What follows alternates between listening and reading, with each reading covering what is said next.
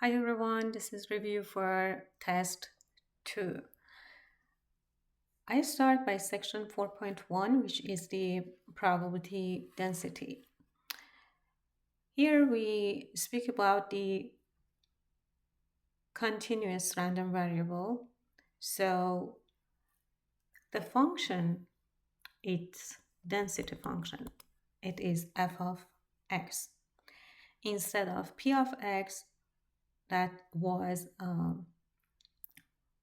mass function for discrete random variable. Here we work with continuous random variable. And f of x actually is f prime of x. So how we can find the probability? If I have the function, then I can find the probability for random variable between a and b. And its integral from a to b, f of x, d of x. Is there any difference if I put equally sign here or if I do not consider equally sign in the definition? Actually not. There isn't any difference because right now we have probability of continuous function. And when we have a continuous function, probability of 1 point, it's equals to 0. So it's not important that here there is or there is not equally sign. Okay, if I have function f of x, how we can find capital F? How we can find capital F, which is the cumulative function. The cumulative function is integral of your function f of t d of t. So what is the interval? It's from negative infinity to x. And x actually depends on domain of function. If domain is from negative infinity to positive infinity, we write it as integral from negative infinity to x. If it's, for example, from 0 to positive infinity, then instead of negative infinity, you put 0. But it's not really important because if you write it as integral from negative infinity to positive infinity again, the part negative infinity to 0 is 0 and there isn't any change in the final value. We know that the summation of probability mass function on domain, it's equals to 1. When we have continuous function, we have f of x. Again, integral from negative infinity to positive infinity from function, it's equals to 1. And we use this property to find function f sometimes. If there is any missing part on function f, we can use this property. How we can find expected value? We know that for discrete functions, it was x times probability, any random variable times its probability. Right now, again, it's any random variable times the function, the probability function.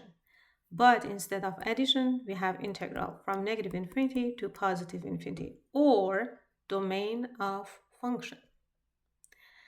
And after expected value, you can find variance as well. How you can find variance?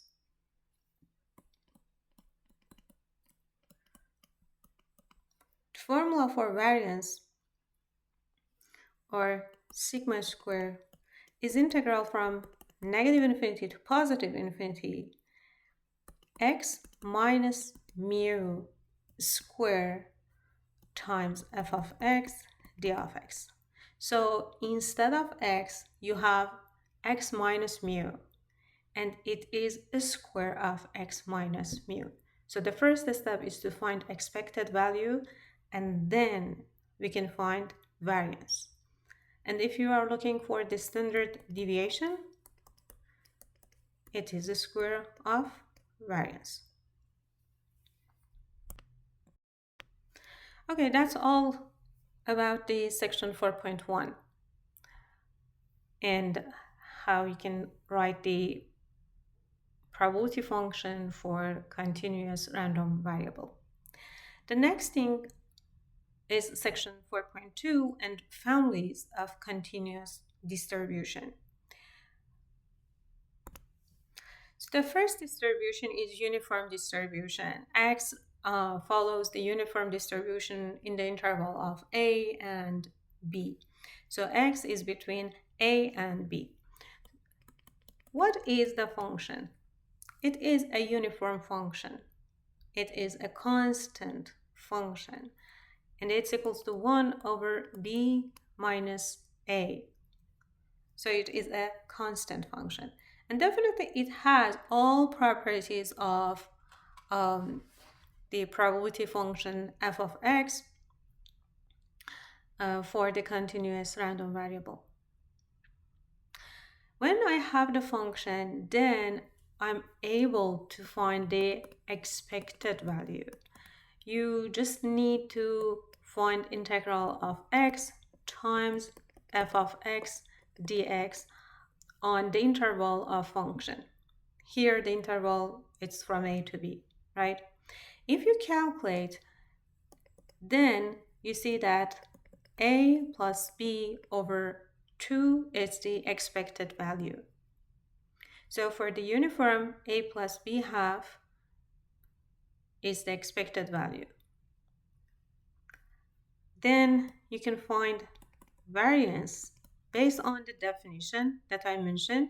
It's integral of x minus mu square times f of x dx. Or you memorize this formula. If you find the integral and simplify, the formula is b minus a squared divided by 12. So right now, you know what is the definition for a uniform function and what is the expected value and variance, how you can find these values. The next distribution, continuous distribution, is exponential distribution.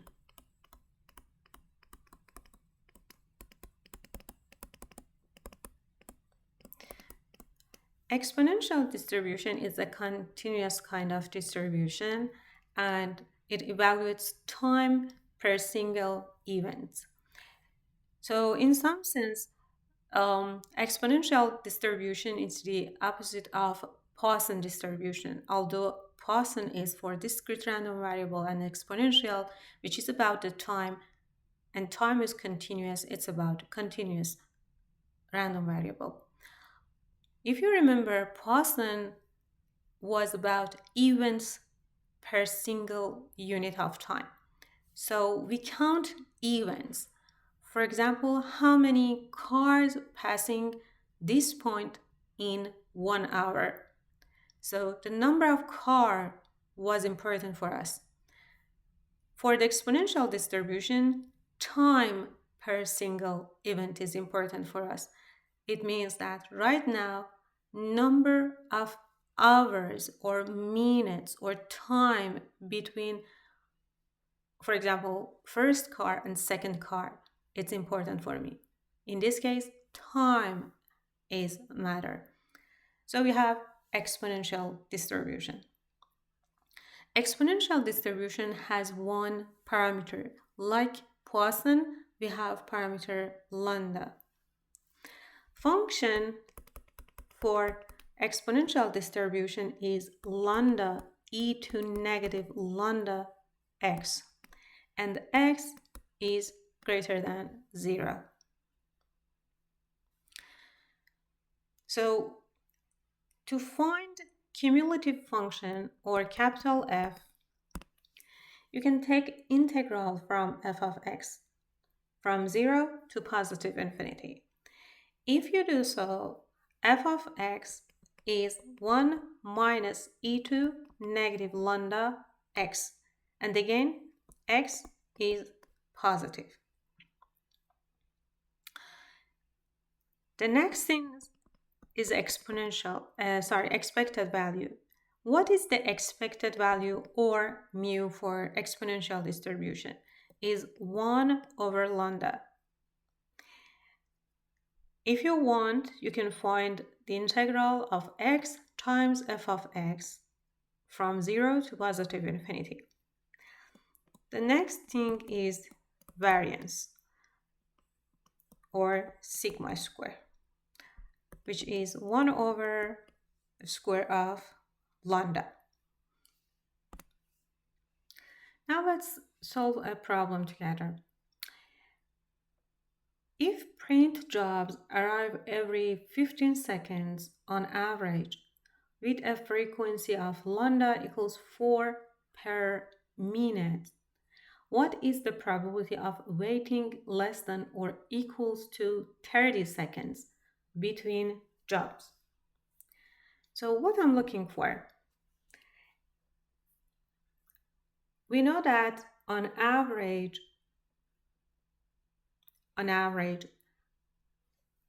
print jobs arrive every 15 seconds. So the time period is 15 seconds. Then it's equal to say that in 1 minute, we have 4 jobs, right? Every 15 seconds, one job arrives to the printer. So a minute is 60 seconds, right? And in 60 seconds, there is 4:15. So 4 jobs. Now we are looking for the probability. I can say that I'm looking for the probability that time is less than 30 seconds. It says that what's the probability of waiting less than or equals to 30 seconds. We are looking for waiting of time less than or equals to 30 seconds. If you want to work with minute, 30 seconds is just half of minute. And then lambda is 4 per minute. So if here you say, okay, I'm going to work with 1/2 of minute, okay? In this case, lambda is 4. If you work with seconds, then lambda is 15. It is given 15. In both cases, it is given 15 seconds, and per minute, lambda is 4. So I'm looking for a probability of t less than or equals to 30. T is continuous, right? It is time. How we can find it? By capital F, by cumulative function. Cumulative of 30. So it's 1 minus e2 negative lambda times x. And x here is 30. So you calculate to find the final answer. If you are working with minute, again, you are looking for cumulative because we are adding all t less than or equals to 1/2 of minute. So it's cumulative function for 1/2. Again, 1/2 is in terms of minute, lambda is equals to 4. So it's 1 minus e2 negative 4 times 1/2, and then you calculate. And you see that these two values are equals to each other. So it's not important to use seconds or minutes. The important is if you are using seconds, then lambda should be based on seconds. If you are using minute, it should be based on minutes.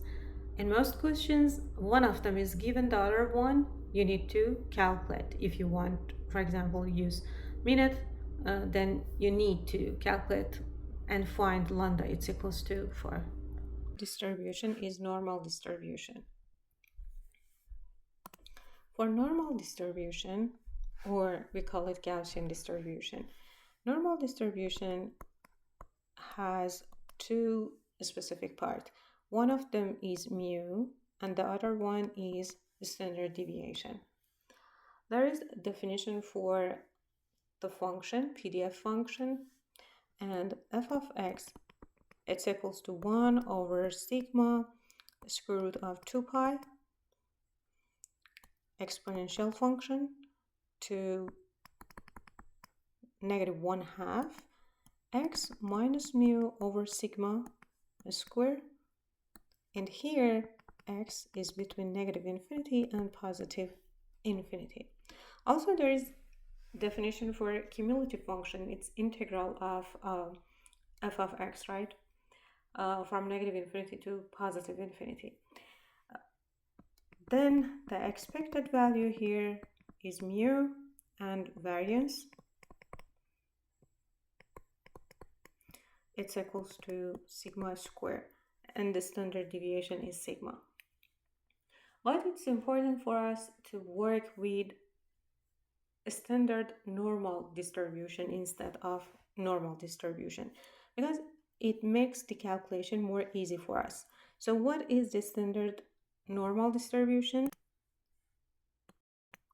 So if instead of mu, we replace it with 0 and we replace standard deviation with 1, now we have normal of 0 and 1, and this is a standard normal distribution.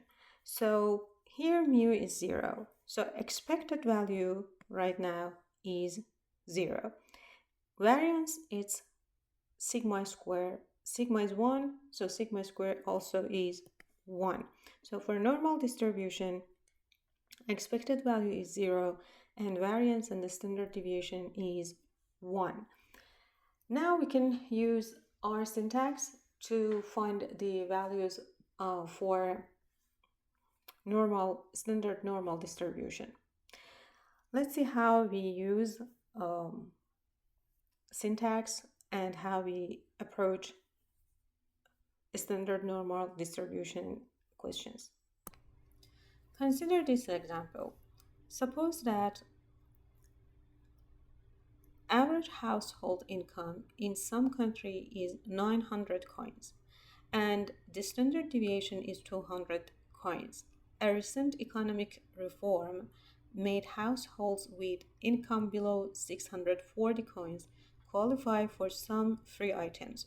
What proportion qualifies for these free items? This is a normal distribution. Why it is normal? It speaks about the average and the standard deviation, and also it is about the economic.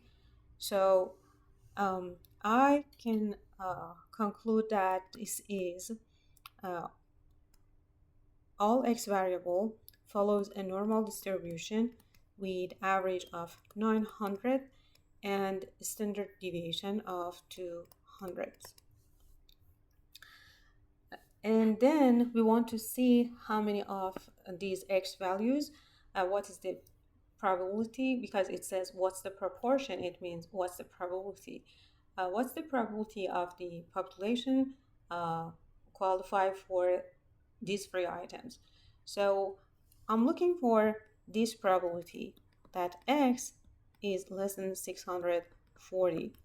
But as I mentioned earlier, we prefer to work with standard normal distribution instead of normal distribution.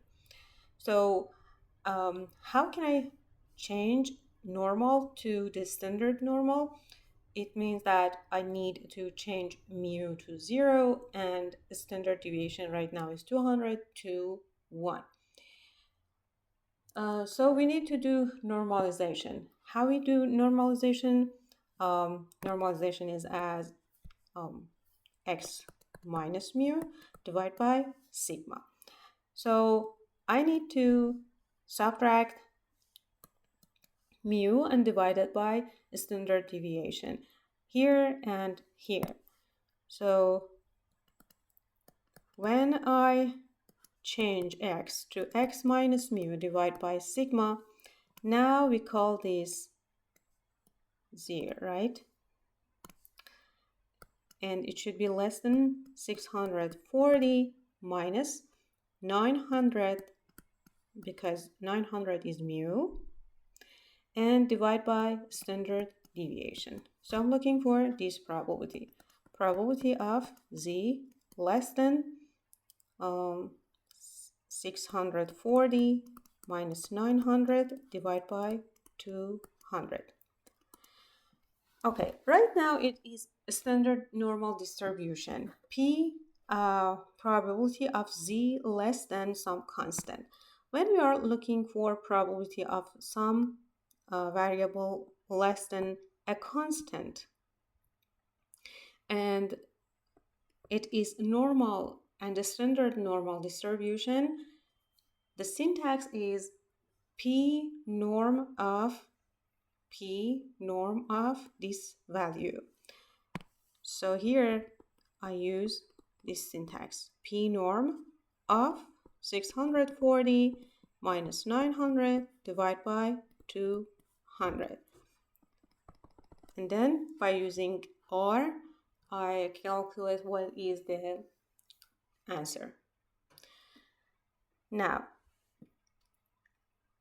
if I continue this question and ask, right now I'm looking for some household with income greater than, for example, 800 or greater than 920. Then how we solve the problem? Right now, for the second part, I'm looking for this. I want to see what is the proportion of household with income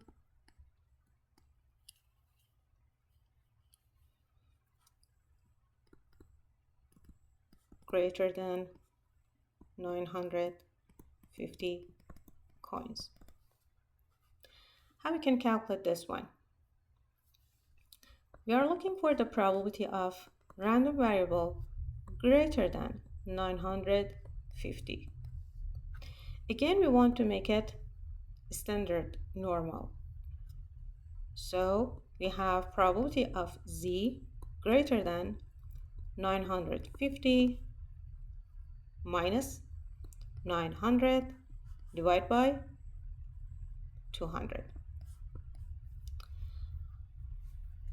When we have probability of z less than some constant, for example, less than a, then we have p norm of a. Now we have probability of z greater than some constant. How you can find it? In this case, again, I calculate probability of z less than this constant. Let's call it a. But this is complement of this probability, right? This is complement of z minus a. Because this is complement, so I write it as 1 minus probability of z less than this constant. This is p norm of a again, and the final answer is 1 minus p norm of a. So it's equals to 1 minus p norm of this value, 950 minus 900 divided by 200. So the syntax is like before, like this part, and the reason is right now I have 1 minus p norm of this value. And this is the complement of z less than constant. Now let's continue this question by another part. How about if the question asks, what is the proportion of household with income between 640 coins and 950 coins? Now I'm looking for probability of income between 640 and 950 coins. Again, we need to make it normal. So this is the probability, z in between 640 minus mu divided by the standard deviation, 950 minus mu divided by standard deviation. And z actually is x minus mu divided by sigma, x minus 900 divided by 200. Okay, how we solve this one? When we have probability of z less than some constant, we use p norm of this constant.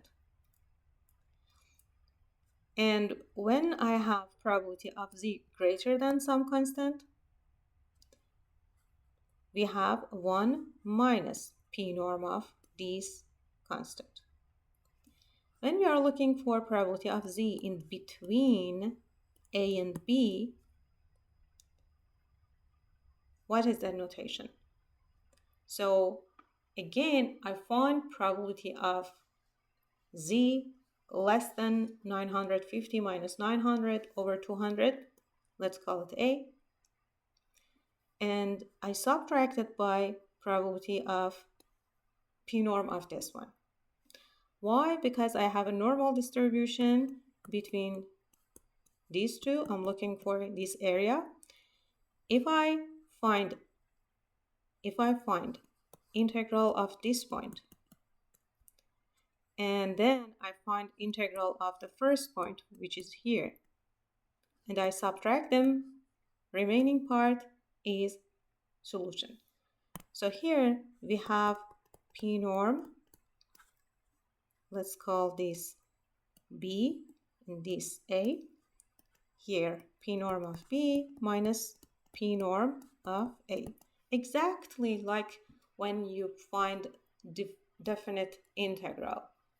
For example, integral from 0 to 1 from some function, then you write it as f of 1 minus f of 0, capital F of 1 minus capital F of 0, the same. Another thing about the normal distribution, and actually a standard normal distribution, is when you have the probability. So the given part is the probability like this or like this. You have the probability, and then you're looking for that specific constant. You know that probability, for example, at this point, let me sketch it. You know that probability at here, this point, for example, is 90%, or it's 0.9, but you don't know what is this value. Let's call it z. How we can find z? If you make it a standard normal, then z, which is a standard normal transfer of your point, it's equals to q norm of this probability, for example, 0.9. So by this syntax, now you can find the point. Now consider this problem. The lifetime of a certain electronic component is a random variable with expectation of 5,000 hours and standard deviation of 100 hours. What is the probability that average lifetime of 400 components is less than 5,050 hours? Okay, here I know that for just one electronic component, the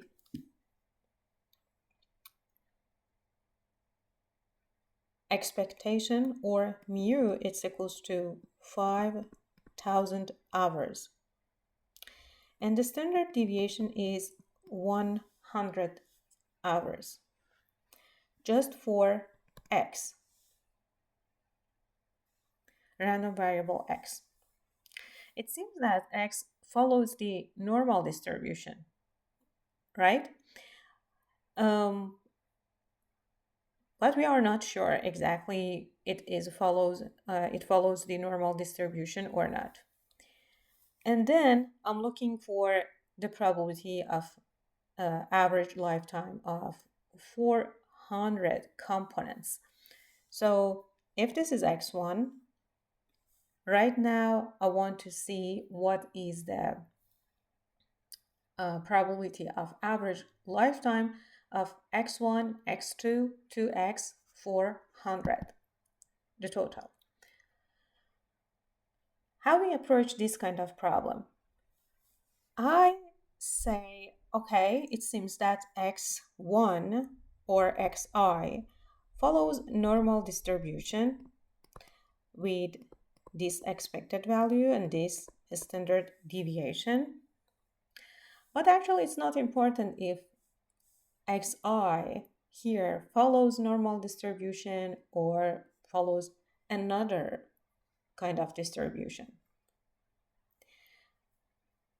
Here it is important for me that each electronic device works independently from the other one. X1 is independent from X2. X2 is independent from X400. In this case, if all of them are independent, but they have the same expected value, the same standard deviation, now I can apply central limit theorem. I can apply central limit theorem. So instead of this normal distribution or any kind of distribution that the xi follows, I would say summation of these 400 devices follows normal distribution with new average. And what is that new average? I have 400 of devices, right? And each one has mu as 5,000. So 400 times 5,000. And new standard deviation is the square root of the month times previous standard deviation. So again, here it's not important for us if xi follows normal distribution or follows any other kind of distribution. What is important for me? It's important that xi and xj are independent. When I and j, it's between 1 and 400. Also, xi and xj have the same mu and same standard deviation. Now, instead, I use summation instead of summation of these 400 devices. I would say they follow normal distribution with new mean and new standard deviation. Okay. Now we are looking for probability of this S of 400 is less than 5,050 hours.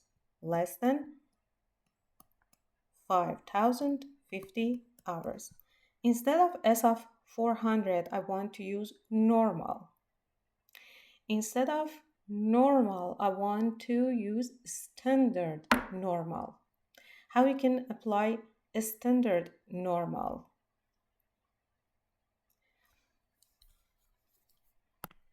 To use a standard normal, instead of x or here s, I'm going to subtract mu and divide it by sigma as before. But here, before I make it a standard normal, I want to read the question one more time. Question says, what's the probability that average lifetime of 400 components is less than 5,050 hours? So the question doesn't say what is the probability of lifetime of 400 components is less than 5,050 hours. If it asks what is the probability that lifetime of 400 components is less than this amount, this is true, right? But here it says what is the probability that average lifetime. What is average lifetime here? S of 400 is addition, right? So let me write it here. S of 400 actually is addition of x1, x2 to x400. So what is the average? Right now, what is the average? Average is addition divided by the amount. So you need divided by 400. So we are looking for this probability of S of 400 divided by 400 less than 5,050 hours. So pay attention that the question doesn't ask about addition of all these 400. It's asked about the average of this addition. Now I can make it normal and standard normal, right? But at the first step, I prefer to get rid of this 400 by multiply 400 to both sides of this inequality. So then these two remove, and I have probability of S of 400 less than 400 multiplied with 5,050 hours. Now we can make it normal and standard normal. So you follow as Z less than 400 times 5,050 hours minus new mu, which is 400 times 5,000 minus new standard deviation, square root of 400 times 100. It is standard normal, so you use p-norm. P-norm of what? This value. Let's call it A. P-norm of A. And this is how we use central limit theorem.